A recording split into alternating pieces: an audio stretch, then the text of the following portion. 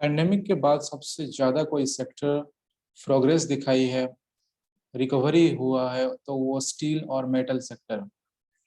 ये सेक्टर आप एक एक कंपनी का भी एनालिसिस करेंगे, जो कंपनी अच्छा कंपनी है, हर कंपनी एक अच्छा ग्रोथ दिखाया है। फॉर एग्जांपल आज हम लोग बात करेंगे, अभी अभी जो रिजल्ट्स आया है Steel Authority of India Limited, SAIL SAIL company के बारे में डिस्कस करेंगे। करीबन 3,000 करोड़ की प्रॉफिट की है कंपनी। ये Q4 जो जनवरी टू मार्च सेशन है, उस सेशन में वो 3,000 करोड़ से ज़्यादा वो प्रॉफिट की है कंपनी। नेट सेल का भी काफ़ी ज़्यादा बढ़त हुई है। तो कंपनी का शेयर जो कोविड का जो फर्स्ट वेव था, वो फर्स्ट वेव के बाद जो मार्च 2022 को 2020 को जो मोस्ट ऑफ द कंपनी का शेयर नीचे गिर गया था, तब भी ये कंपनी का शेयर गिर के करीबन 25-27 रुपया हो गया था। और आज के डेट में लगातार ये प्राइस बढ़ के लास्ट 2-3 महीने से लगातार प्राइस बढ़ रहा है, जो कि मतलब 60-70 रुपया करके था 3 महीना पहले। अभी 135 से 140 रुपीज के आसपास ये ट्रेड कर रहा है।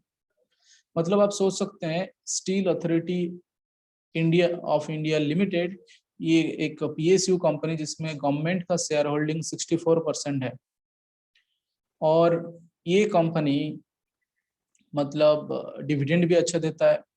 अभी 1-1 रुपया मतलब 10% डिविडेंड दिया था, फिर से भी 18% की डिविडेंड आने की बात हो रहा है। 1 रुपया 80 पैसा पर शेयर का डिविडेंड होने वाला है। तो इतना मतलब डिविडेंड देके भी ये कंपनी इतना प्राइस जो रिकवरी किया है, ये स्टील सेक्टर के लिए एक मतलब PSU कोई कंपनी के लिए बहुत बड़ा चीज होता है। और लास्ट कुछ सेशन से तो लगातार 4%, 5%, 6% हर हर सेशन में ये बढ़ रहा है इसका प्राइस सेल का। जिन लोगों ने 25-26 रुपए में खरीदे होंगे, उन लोगों के लिए होल्ड करना ही ये मतलब समझदारी की बात होगा कि नहीं। तीन मतलब कितना प्राइस 25-27 में जो खरीदे थे, अभी उनका मतलब 5 गुना वो प्राइस बढ़ गया 1 साल के अंदर। 1 लाख रुपया मतलब मान लीजिए 5 लाख रुपया हो जाएगा वो। सेल को छोड़ दीजिए, इस सेक्टर में आप टाटा स्टील को पकड़ लीजिए। टाटा स्टील 300 रुपया करके जो ट्रेडिंग होता था, वो टाटा स्टील आज 1100-1200 में ट्रेड हो रहा है। करीबन 4 गुना टाटा स्टील बढ़ गया 1 साल के अंदर। स्टील सेक्टर सारे स्टील लगभग मेटल कंपनी वेदांतो को पकड़ लीजिए। वेदांतो 60-70 रुपया करके जो ट्रेडिंग होता था, आज वो 5 गुना 300 के आसपास वो ट्रेड होता है। आप हिंदुस्तान जिंक को पकड़ लीजिए, आप NMDC को पकड़ लीजिए। 70-80 रुपया करके जो ट्रेडिंग होता था 6-7 महीना पहले, आज वो 180-200 के आसपास हो गया था। तो हर कंपनी जो ये मेटल रिलेटेड कंपनी जो अच्छा कंपनी था, वो हर कंपनी करीबन 4-5 गुना या 3 गुना ये मतलब कोविड जो फर्स्ट वेव आया था मार्च अप्रैल के बाद 1 साल के अंदर ये लोग रिकवरी किए हैं, और इन लोगों का परफॉर्मेंस बहुत अच्छा है। कोई कोई लोग इस सब कंपनी को साइक्लिक बताता है कि ये बैंक, ऑयल, स्टील, मोटर्स, ये सब साइक्लिक शेयर होता है। एक बार बढ़ेगा, फिर धीरे धीरे घटेगा, फिर बढ़ेगा, इस टाइप का चलता है। पर इनका रिकवरी रेट जो है बाकी सेक्टर से मतलब बहुत अच्छा रिकवरी रेट दिया है। और स्पेशली सेल कंपनी जो है, उनका company plants Rourkela steel plants है, भिलाई में है, दुर्गापुर में है, ऐसे बहुत जगह पे ये सेल का प्लांट्स है। और काफी अच्छा बिजनेस है, करीबन 60,000 करोड़ की बिजनेस करता है और हर साल। और बीच में थोड़ा डाउन हो गया था 2015, 16, 17 में थोड़ा कंपनी डाउन हुआ था, लेकिन परफॉर्मेंस काफी अच्छा है। आप एनालिसिस करके देख सकते हैं ये मेटल सेक्टर से कौन सा कंपनी अच्छा है। जैसे अभी तक भी लगता है कि ये सेक्टर और भी ये सब कंपनी का शेयर प्राइस बढ़ने वाला है, ऐसे काफी जो ब्रोकरेज हाउस और फाइनेंशियल हाउसेस, ये लोगों का मानना ये है, और ये लोग भी इस सेक्टर में पॉजिटिव है। तो आप सोच सकते हैं, एनालिसिस कर सकते हैं, और ये काफी एक अच्छा मतलब जो सेक्टर है, जो कि मतलब ये जो कंपनी है वो एस्टेब्लिश्ड कंपनी है, वो सब में आप पैसा लगा सकते हैं, ना कि स्मॉल कैप में आपका बहुत रिस्क है। सब सपोज आपको कोई बोल दिया येस बैंक 5 गुना हो जाएगा, वोडाफोन आइडिया 5 गुना हो जाएगा, इन लोगों का काफी लोन चल रहा है, और कंपनी काफी इंस्टेबिलिटी में है, और रेवेन्यू, बिजनेस, प्रॉफिटेबिलिटी, कोई भी सेक्शन में उन लोगों का पॉजिटिव नजर नहीं आता। एक दिन में 10% बढ़ गया तो अब आइडिया खरीद लेंगे, क्योंकि आइडिया का अभी जितना सारा लोन है, अभी अभी वो मतलब थोड़ा एजीआर केस से थोड़ा रिलैक्सेशन उसको मिला है, और बिजनेस जियो एयरटेल के कंपैरिजन में उसका बिजनेस ग्रोथ भी नहीं है, उसका कवरेज नहीं है, वो ग्रोथ भी नहीं दे पा रहा है, तो आप वोडाफोन आइडिया में खरीद के क्या होगा? उस हिसाब से आप जो कंपनी प्रोग्रेस कर रहा है, प्रॉफिट दे रहा है, डिविडेंड दे रहा है, कुछ कुछ डिविडेंड दे रहा है, ऐसा नहीं कि बहुत सारा डिविडेंड दे रहा है वो कंपनी अच्छा होगा, ऐसा कोई उसका गारंटी नहीं। तो ये सब कंपनी आप चूज करके खरीद सकते हैं, जो कि आपका पोर्टफोलियो का एक पार्ट बना के वो आपको कुछ कुछ रिटर्न्स भी देगा, डिविडेंड्स भी देगा, और आपको बहुत अच्छा एक पोर्टफोलियो भी दे सकता है। देखिए वो कंपनी का ग्रोथ कैसा हो रहा है, और उस पर बने रहिए। थोड़ा सा बढ़ गया बेच के निकल जाएंगे, वो ब्रोकरेज है उसको फायदा देता है, क्योंकि आप जितना सेल, जितना बाय करेंगे, आपको उतना ही ब्रोकरेज देना पड़ेगा, आपको गवर्नमेंट को टैक्स देना पड़ेगा प्रॉफिट के ऊपर, आपको डीमैट का जो कॉस्ट देना पड़ेगा आपका, हर शेयर को आपको लगभग एक बार बेचने से आपको जो ट्रांजैक्शन कॉस्ट, बहुत सारे चार्जेस भी है। तो ये सब only that will be only beneficial for the your brokerage houses.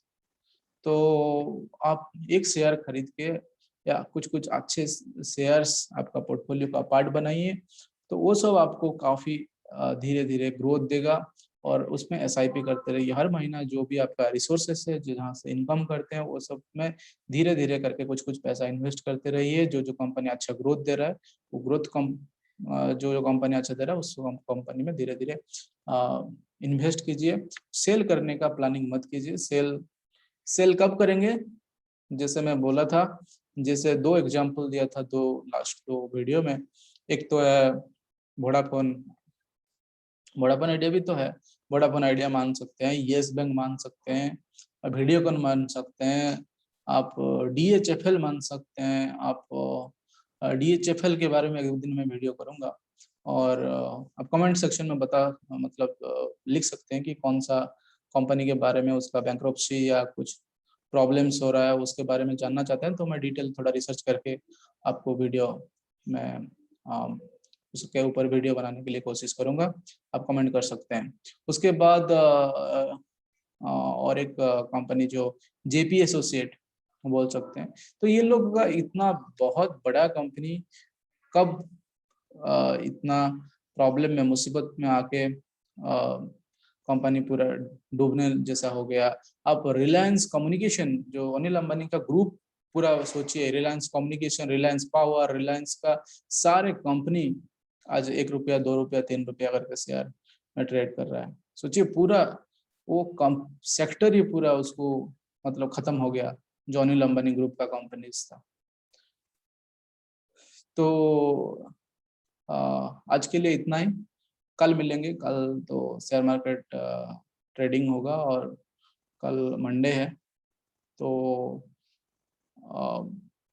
Market के ऊपर नज़र रखिए जरूर, और ज़्यादा सेल और बाय पे मत रहिए। जब पैसा थोड़ा आ रहा है, कुछ एक्स्ट्रा पैसा को थोड़ा थोड़ा करके इन्वेस्ट कीजिए, और कंपनी के ऊपर इन्वेस्ट जो कर रहे हैं, जितना सपोज 5 या 10, 15 कंपनी जो भी इन्वेस्ट कर रहे हैं, वो 15 कंपनी के ऊपर, उसके ऊपर कभी कभी सर्च कीजिए, कभी कभी पढ़ते रहिए। जो शेयर, कोई कंपनी देखिए शेयर गिर रहा है, तो वो कंपनी के को गूगल में सर्च कर दीजिए, तो प्राइस क्यों घट रहा है, तो बहुत सारा न्यूज आपको मिल जाएगा क्यों घट रहा है। थोड़ा एनालिसिस कीजिए कि क्यों घट रहा है इस कंपनी का, तो आपको लगेगा कि नहीं इसका कंपनी का और फ्यूचर नहीं लग रहा है। जब रिलायंस जियो आ गया तो बहुत लोगों को पता चल गया था कि आइडिया, वोडाफोन और एयरसेल, यूनिनॉर, कितना सारा कंपनी आ गया था। टाटा डोकोमो को पूरा फिनिश कर दिया, और एयरटेल को पूरा नेक टू नेक फाइट हुआ, और पूरा बंद करने का, मतलब एयरटेल भी बहुत उसके लिए स्ट्रगल किया अपना एग्जिस्टेंस बचाने के लिए,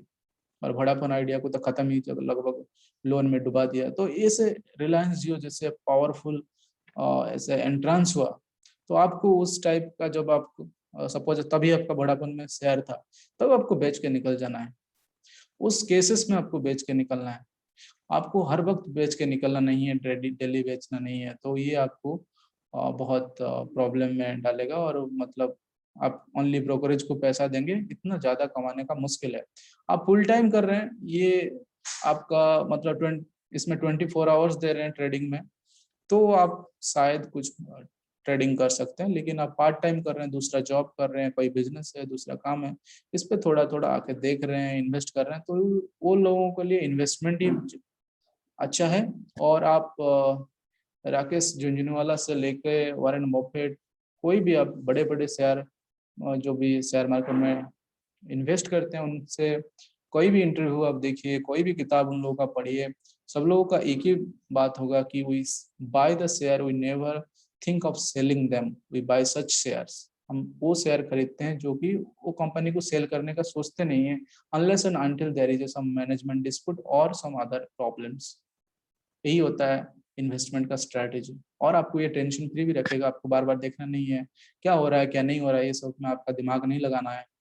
आपका चुपचाप आपका जो काम है उसको अच्छे से करना है, उसको और अच्छे उसको करना है, और इसको थोड़ा थोड़ा जस्ट टाइम देना है। इसी में ट्रेडिंग करके पैसा कमा के इन्वेस्ट करेंगे, ये सब ये फिलोसफी सही नहीं है। मतलब हाँ, हो सकता है जो बहुत एक्सपर्ट है ट्रेडिंग में उन लोगों के लिए हो सकता है। ठीक है, फिर मिलते हैं कल और एक वीडियो में। आज के लिए bye bye, see you in another video.